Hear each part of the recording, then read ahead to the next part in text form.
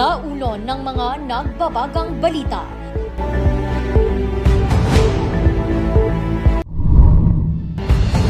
Bagong pinturang overpass sa Baguio City naging target muli ng vandalismo. Managbanga Street Dancing Hall of Famer dismayado sa BFF-FI. Flower Farm sa Baguio City abala na sa paghahanda ng Panagbenga Float Parade. Publiko pinag-iingat pa rin sa online transient at paupahan scams. At bagong agritourism site sa Tuba Benguet, silipin.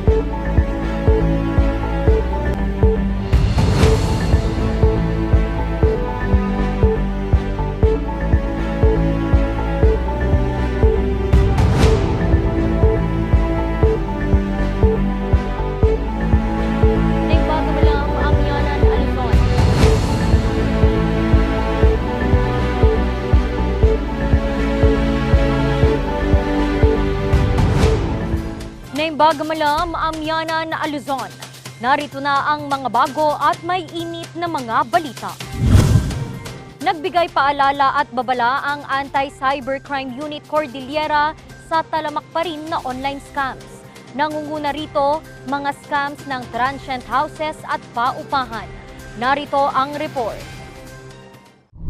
Mabusisi kung maghanap ng transient house na tutuluyan sa Baguio ang turistang si Jonathan at kanyang pamilya.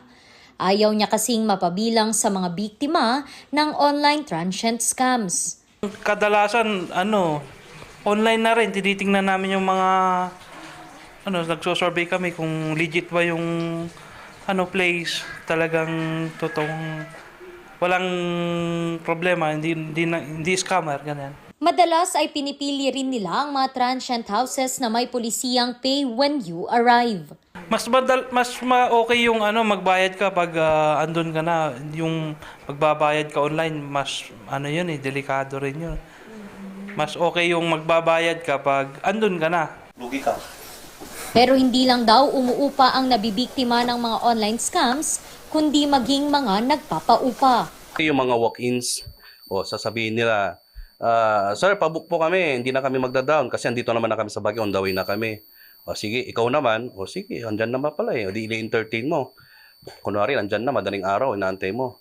Siyempre, ikaw mapupuyat ka, no? Yung pala, pagdating din sa Baguio, sasabihin, sir, change plan. Yung iba naman, hindi mo na makontak. Yung pala, nakahanap ng iba. Para maiwasan ang mga pekeng transaksyon online, lalo na para sa mga umuupa, kanyang ginagawa. Nandito tayo ngayon sa bahay na 5 square meter. So, sa balita ko, kumpleto daw sa loob yan eh. Kaya tara, silipin natin. Vlogging. Dito, ang liit na bahay oh. Well, bago ka naman mag-book kasi kailangan maintindihan mo yung, kunwari ako yung maghanap ng accommodation, kailangan ipatunayan mo na legit ka talaga. Yun nga, you make your own video, accredited ka. Tapos, as much as possible, may video call para at least may conversation kayo. Sa datos ng Regional Anti-Cybercrime Unit Cordillera noong 2021 at 2022, online scams ang pinakamataas na naitalang cybercrime. Kami na ang nabiktima doon sa naghahanap ng boarding house na kung saan nakikita nila through online gamit yung mga picture profile ng mga may-ari ng transient or boarding houses, and yet iba yung contact number at gumagamit nun. So pagdating ng mga estudyante dito sa atin sa Baguio, walang boarding house at yung perang na i-down na nila, wala na. Kaya muli niyang paalala, dapat wag silang magtiwala. Okay. Ang lang natin dito, kung naghahanap sila ng transient, meron link or website ang ating tourist doon sa Baguio. Doon na lang sila maghanap. So, ang payo ko lang is, huwag silang maniwala agad o magtiwala sa kanilang ka-chat o kaya ka-conversation doon sa through online. At lalong-lalo na yung mga naghihingi ng reservation fee. So, kung talagang gusto nilang pumunta rito sa Baguio na maghanap ng transient house or boarding houses, mas maganda pa po na sila na ang pumunta rito sa Baguio at sila na makipag-usap sa may-ari para make sure na hindi sila ma-scam. Noon lamang January 24, nahuli ang top most wanted ng Raco Cordillera sa ikinasang operation sa Pampanga.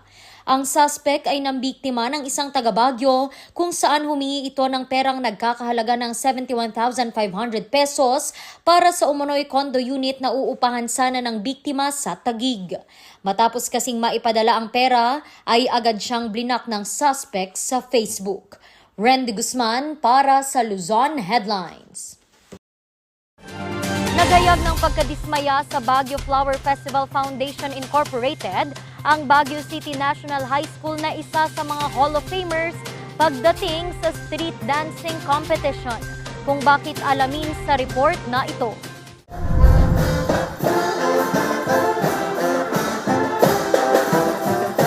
Ilang taong naging kampiyon ng Baguio City National High School pagdating sa Panagbanga Street Dancing Competition secondary level.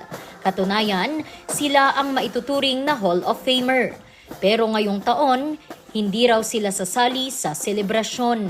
I think that was the midweek of January nung pumunta yung guidelines. Still remember, parang midweek yun or onwards pa yun eh. Alam nyo kasi yung pag-participate sa Panagbanga kasi sa amin is a big issue eh. Ayaw naming makitang pangit yung performance namin. Always caliber yan. Kaya naka-Hall of Fame tayo. We had to find out muna kung papayagan tayo ng local government na magkaroon ng parades for this year, no? So, we didn't get that answer immediately eh. So, pakita mo naman, even during the launching, no? Late na natin na i-launch yung Panagbenga. Sira na rin ang ilan sa mga instrumento dahil sa 2 taong pagkakaimbak gawa ng pandemya. Hirap din sila sa budget ngayong taon para sa mga gastusin sa pagsali. Hindi rin naman kasi umano na ibabalik ang kanilang nagagastos kahit pa sila ang manalo. Last time kasi na nag-join kami dyan, we spent almost 1.2 million ata yun. Yes. Siyempre, pinaghirapan namin yun. Ang pinaka-source na isa doon is yung tulong ng mga parents. So, I'm very thankful sa mga SPA parents natin sa CTI because they are very generous talaga. Magkano kaya ang mga na-spend ng mga yan? Hanggang doon sa mga props nila. Then after that, yung prices lang po. Sa totoo lang, yung prices lang po. Hindi ho kayang, i-offset yung mga expenses during the preparation of the activities. Ang baba po. Hopefully, kung sino man po yung chairman natin ng BFFI dyan, na baka naman po pwedeng tingnan nyo itong mga concerns na ito. Thank you po. And sinagot naman ito ng Baguio Flower Festival Foundation Incorporated. Siguro mas ma-appreciate namin kung dumiretso siya sa amin at sabihin sa amin yung kanyang concern, no? It would be nice to hear from him para mas maganda, magkaintindihan kami ng maayos. Our doors are always open for people who would like to request, no? Open naman kami dyan. In fact, that's the reason why we plan to increase also the prices for the float parade, no? For this year. But that will depend on the sponsors, no? Challenge for us to come up with sponsors at this point where there is a pandemic, medyo mahirap, di ba? Susubukan naman daw ng BFFFI na mas agahan pa ang pagbibigay ng guidelines at pag-aaralan ang pagtataas ng premyo para sa susunod na taon.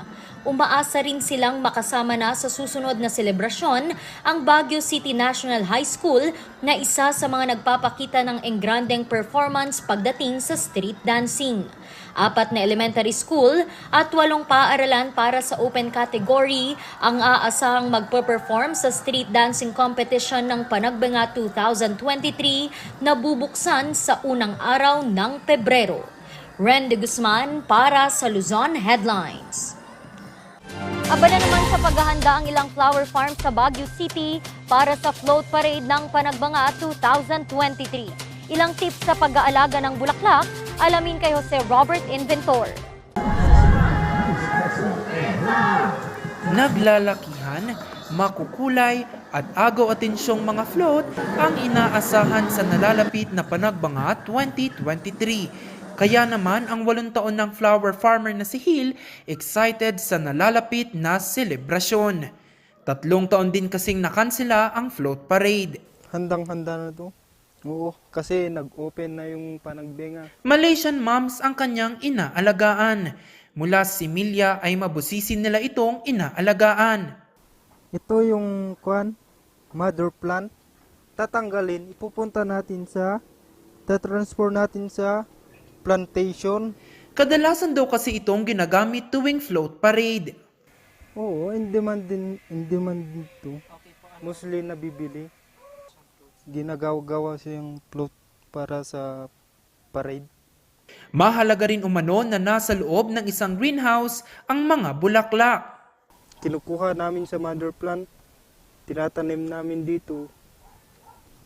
Pag 7 days, nilalagyan namin ng black na cellophane para di siya malanta. Kaya gumawa kami ng ganito para protection niya. Pag umuulan kasi, mas madaling masira yung dahon niya saka yung bulaklak pag nag-bloom na. Sinusuri din nilang maigi ang mga bulaklak na gagamitin sa parada para sa magandang presentasyon. Ito na yung stage 3 na natanim natin na bulaklak para ilang araw na lang mahaharvest na siya. Malaking biyaya din ang pagbabalik ng pagdiriwang. At sa muling pagbukas ng Panagbanga, malaking tulong sa amin yung income namin para maharvest tong mga bulaklak namin.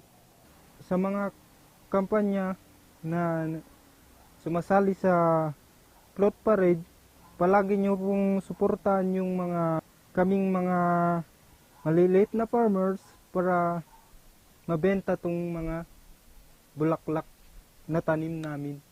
Bukas naman ang farm nila Hill sa publiko para sa mga nais na bumisita.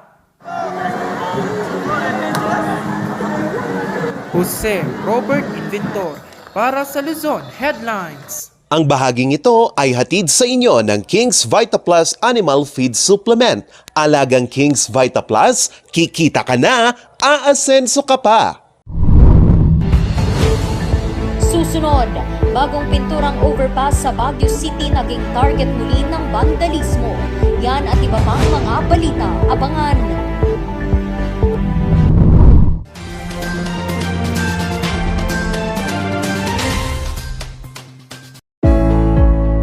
Bukod sa tamang paraan ng pag-aalaga ng hayop, isamahan pa ng King's Vita Plus Animal Feed Supplement dahil puno ito ng essential vitamins at minerals, calcium, omega-3, D3 at probiotics. Kung kaya't mabilis ang paglaki, ganang kumain, mabigat na timbang ang maibigay ng King's Vita Plus Animal Feed Supplement. Kaya't garantisado ang iyong kita. Simple lang ang paggamit. Ihalo ang 1 kutsara ng King's Vita Plus Animal Feed Supplement sa 1 galong tubig at 1 kutsara sa 3 kilo ng feeds at ibigay ito araw-araw sa inaalaga ang hayop. Sa loob lamang ng 10 araw ng paggamit, makikita mo na ang malaking pagbabago sa inaalagaang hayop. Kaya, bisita na sa lahat ng Agrivet stores malapit sa inyong lugar at umpisahan na ang pag-asenso kasama ang King's Vita Plus Animal Feed Supplement. Aprobado ito ng Bureau of Animal Industry na may numero 18099.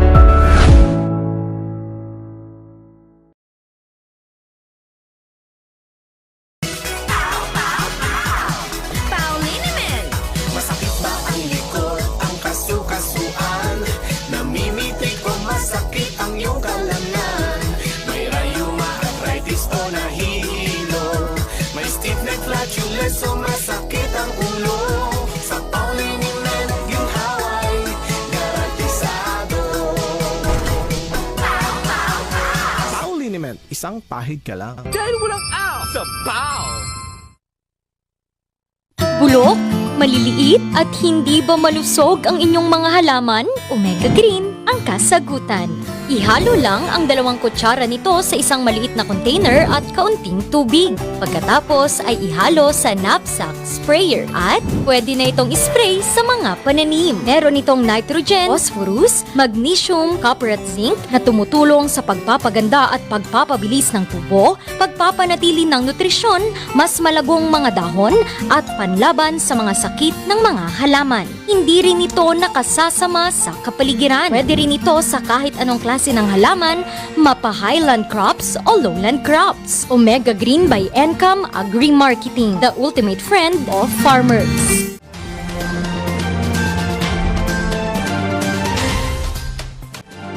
Ikinadismaya ng ilang opisyal at residente ng Baguio City ang bagong vandalismo sa isinasagawang bagong pintura sa isang overpass sa Harrison Road, Baguio City. Magbabalita Charles Limon. Abala kanina sa pagtitimpla ng pintura si Ron sa overpass ng Upper Harrison Road, Baguio City. Sila ang nasa likod sa rehabilitasyon ng nasabing tawiran na dati ay tadtad ng graffiti. Pero hindi pa man tapos ang repainting, naging target muli ito ng vandalismo. Mainis ka rin, tsaka yung pagod mo kasi, iba yung, hindi nila naramdam yung pagod namin na pagpintura dito. Halimbawa sa taas, diyan po sa baba na yan, di maiwasan yung vandal doon. Nangyari ito noong gabi ng ika-21 ng Enero. Na-vandalize din ang overpass noong gabi ng ika-4 ng Enero. Yung huli, nahagip siya ng command center natin. So, ang ginawa nila, nakipag-coordinate sila sa police, sa Tactical Operation Center. So, nahuli yung 2 bata na nagba-vandalize. Yung 2 minors is from Pingit. Ikinadismaya naman ito ni Councilor Mylenia Ranon na noong nakarang taon lang ay naghain ng resolusyon sa pagpapaigting ng kampanya kontra vandalismo. I hope they would put more CCTVs around these areas para makita talaga kung sino yung mga yon. But I hope yung mga kabataan or groups that are doing the vandals know that there's a law against vandalism. Dapat din daw ay maging aktibo ang barangay. Pero Usually yung mga nagva-vandalize, taga ibang barangay. Kaya yun ang complaint ng mga barangay captains. Usually the vandals are not from that barangay, mga dayo. hindi rin daw ligtas ang tawiran sa publiko dahil sa mga naitatalang krimen sa lugar. Mas lalo pag may ilaw sana siya sa gabi. Kasi meron nung time na dumaan kami dito ng gabi, wala siyang ilaw. Kaya nakakatakot dumaan. Mga gang members, marami rin tumatama. Even mga college students na babae, nahaharas doon. Pati din yung kabila, huldapan naman, yung bakal. Yung may DOT. Kaya nagdagdag na ang pamalang lungsod at BCPO ng CCTV at seguridad sa lugar. Ang chairman naman ng Committee on Public Order and Safety Division ng pamalang lungsod, tinitignan ang mas mabigat na parusa para sa mga menor de edad na lalabag sa anti-graffiti code ng lungsod. Same time, meron tayong bagong Supreme Court circular na sa mga offenses na less than 6 months and below, merong community service. Ang gagawin na nila for 1 month, they will serve in the barangay to do cleaning or other matters na gustong pagawa ng ating barangay officials, supervised by the barangay officials, and the court will allow that. Sa ilalim kasi ng nasabing ordinansa, ang mga menor de edad na lalabag ay magsasagawa ng community service kasama ang guardian o magulang bilang parusa. Dagdag pa dito ang parusang pagkakakulong at karampatang multa. Ang mga lalabag sa first offense maaring makulong ng 1 hanggang 10 araw at pagbabayad ng 1,000 piso na multa. 11 hanggang 20 araw na pagkakakulong naman at karampatang multa na 3,000 piso ang second offense at 21 hanggang 30 araw na pagkakakulong at 5,000 piso na multa sa ikatlo at mga susunod pang paglabag. Sa ngayon, wala nang bakas ng vandalismo ang tawiran at ipapasakamay muli ito sa pamalang lungsod pagkatapos ng rehabilitasyon.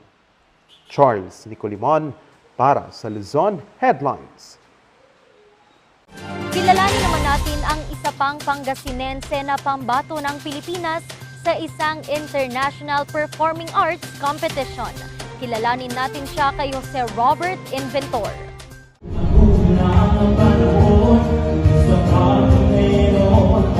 Marami ang nagsasabi na walang pera sa pagiging artist. Pero ang 20 anyos na musikero mula Dagupan City hindi naniniwala.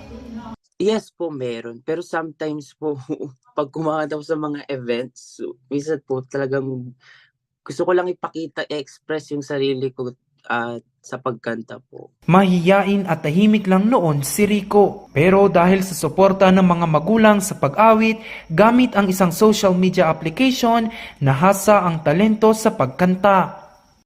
Put your loving hand on me. Suki rin ito ng iba't ibang TV shows sa bansa. Kumakanta rin po ako sa mga online apps. Nang minsang magawi sa Pampanga, sinubukan niyang mag-audition para sa ika-26 na World Championship for Performing Arts. Isa siya sa mga nakapasa at napiling kinatawan ng Pilipinas para sa nasabing patimpalak. Nag-qualify po ako sa WCOPA, grabe po nun. Kasi hindi ko po in-expect nun na makukuha ko. Kasi ang dami-dami po nun na nag-audition po nun sa Pampanga po nun. And super, konti lang po talaga kami na napili din po nun. Then, ayun po, hindi ko in-expect na isa po ako magre-represent ng Philippines. Bagamat kumikita na sa pag-awit, nananawagan ito ngayon ng tulong upang tuluyang makasama sa nasabing kompetisyon. Na yung ibibigay po na financial support po is gagamitin po namin po for the visa and for the pagpunta po namin doon. Puspusan na ang paghahanda ni Rico, lalo pa at nag-umpisa na ang kanilang training. Magaganap ang patimpalak sa Anaheim, California sa darating na Hulyo. Jose Robert Inventor para sa Luzon Headlines.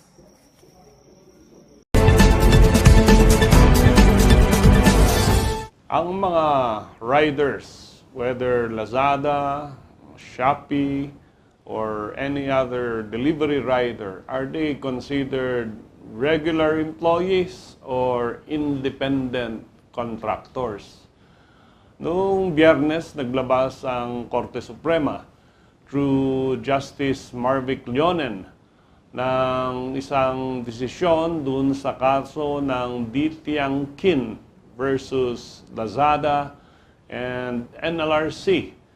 At dito sa desisyon na ito na linabas ay ang sabi ay regular employees ang mga riders ng Lazada at hindi sila independent contractors. Yung petitioner dito ay hinire nung Lazada noong 2016. At of course, ang function ng delivery rider is to pick up from sellers and delivers them to the buyers. At ito ay kinukuha nila sa company warehouse at sila ay binabayaran ng 1,200 pesos each per day na sila ay naka-duty. However, nagpirma sila ng kontrata at tinawag nilang Independent Contractor Agreement. After 1 year, sinabi ng Lazada na wala na silang kontrata, hindi na ni-renew ang kanilang kontrata, hindi na sila binigyan ng rota, hindi na sila pinagtrabaho. And immediately, nag-file sila ng kaso sa NLRC. At sabi ng NLRC, hindi kayo regular employee, kayo ay mga independent contractor. No? At per piece, kumbaga, ang usapan nila. Nin-elevate nila ang kaso sa Korte Suprema. At sinabi ng Korte Suprema, may mga factor na nagdi-define kung ano ang employer-employee relationship ng tao at ng kumpanya. And basically, sabi nila, merong 4-way test ang determination ng employer-employee relationship. Unang-una, yung employer has the power to select and engage the employees. So, sino ang nag-hire? Pangalawa, may bayad. So, payment of wages. Pangatlo, may power to dismiss. So, if you can hire, then you can fire. At pang-apat, yung power to control, no, yung conduct ng employees' business.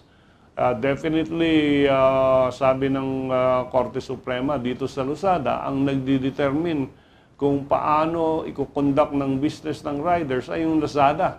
Kasi sila yung nagbibigay ng rota, sila yung nagbibigay ng address, sila yung nagbibigay ng package. So definitely, they have passed yung four-way test. And because of this, sabi ng Korte Suprema, clearly na-integrate itong mga riders na ito doon sa roster ng regular employees ng Lazada, and therefore yung kanilang dismissal was illegal. So in order rin ito na reinstatement plus back wages.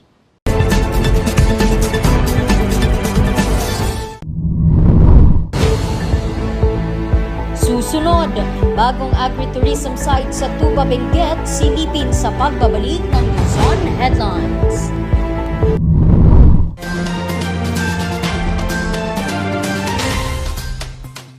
Sa milk din ng batang 90s, dapat atin lang i-try. Ang batang 90s milk tea, di ka magsisisi, promise. Sa milk din ng batang 90s. Bizarre Music offers a complete line of musical instruments.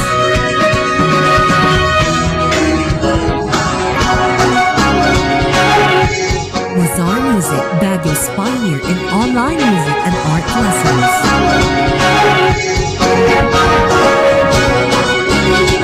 Bizarre Music, bringing music closer to your hearts.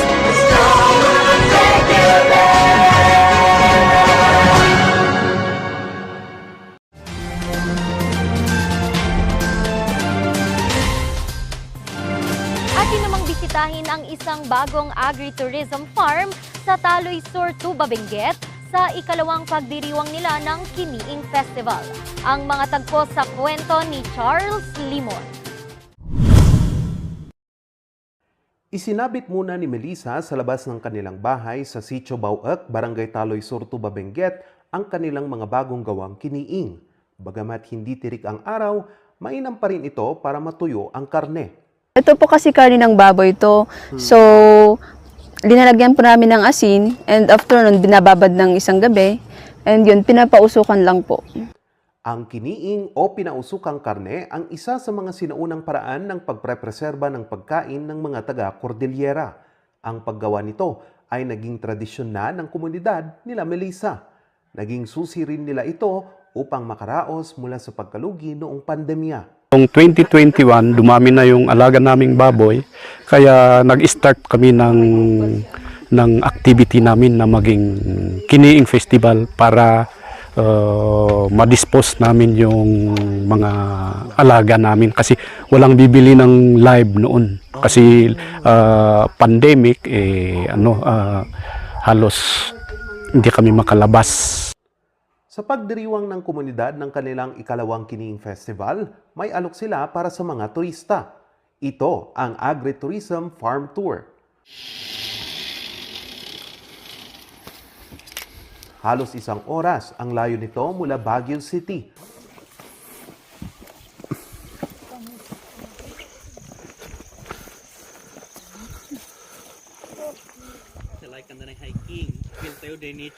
Matatagpuan ito sa Marcos Highway sa kahabaan ng Taloy Sur, Tuba Benguet.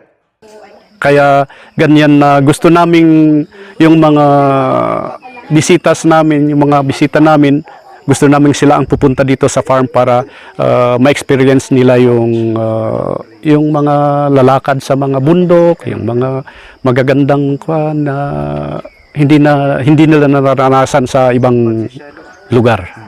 Ang tour ay binubuo ng 10 farms. Kailangang umakyat ng bundok upang mabisita ang mga ito. Matarik man ang daan, pero sulit naman ang mga makikitang tanawin. Is good, mapagpapawisan ka talaga. And though hindi masyadong yung daanan, pero sulit din naman. As long as ito kasi is parang nagsisimula, and usually kailangan natin ng mga yung damit na talagang pang hiking po. Siyempre, pag nag-tour sila, magugutom. So, kailangan may pagkain. Kapag nagutom sa paglalakad, pwedeng magmerienda sa mga pagkaing alok gaya ng rabbit kiniing, kiniing empanada, kiniing mushroom bread roll, at samut-sari pa. Pakiramdam kasi may iba-ibang visitors na pupunta dito. At saka gusto ming ipatikim yung produkto namin na hindi marami naman ang spray, ganun. Talagang organic. Natural, opo. Aabot ng halos 2 oras ang tour. Naging posible ito sa bayanihan ng komunidad at suporta ng Department of Tourism Cordillera. And then we are trying to improve our farms, our garden. Only kasi we started our farm with our hands. We don't have no money to start our farm. Pero ngayon, nag-start na kami. Ito yung pinagmumulan ng source of income. Usually, source of income, and then a little bit niya pagalaan iti tatao iti igala iti panglamisaan da. Can of course not only showcasing iti dati ni ayan tayo, but iti munisipyo kan iti probinsya iti Benguet. Sa parang ito, umaasa ang komunidad na mapapangalagaan at maipamana pa ang kanilang tradisyon para sa mga susunod na henerasyon. Charles Nicolimon para sa Luzon Headlines. At yan ang mga balitang nakalap ng Luzon Headlines ngayong araw. Muli, maraming salamat at magandang araw sa ating lahat.